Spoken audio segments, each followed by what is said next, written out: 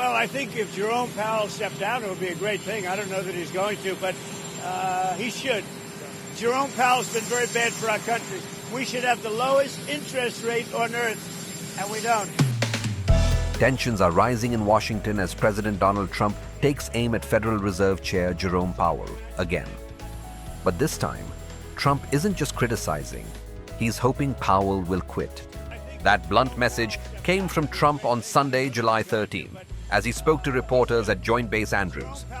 It's the latest salvo in a long-running feud between the former president and the Fed chief.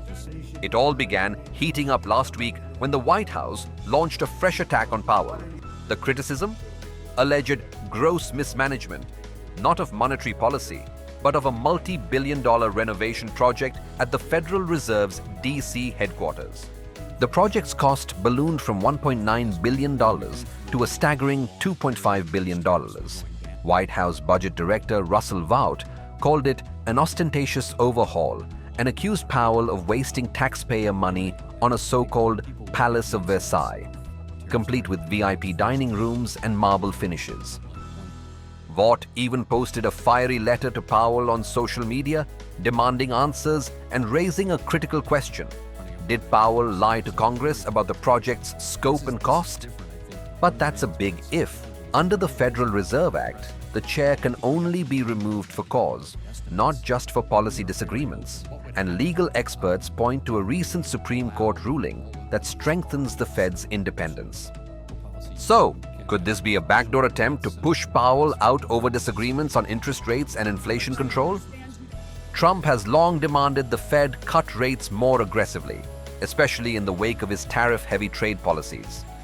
Since December, the Fed has kept rates steady between 4.25% and 4.50%, waiting for inflation to settle. Trump wants sharper cuts now. Powell has brushed off the pressure so far, but sources inside the Fed say he's feeling fatigued from the constant political firestorm. His term ends in May 2026, but the question now is, will he make it that far? If Powell does step down, Trump loyalists like economic advisor Kevin Hassett or Treasury Secretary Scott Bessent are rumored as possible successors. The Fed's next major policy meeting is at the end of July. All eyes will be on interest rates and on whether Jerome Powell still holds the gavel. Trump wants Powell out.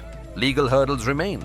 But with the political heat rising, could resignation be closer than anyone expected?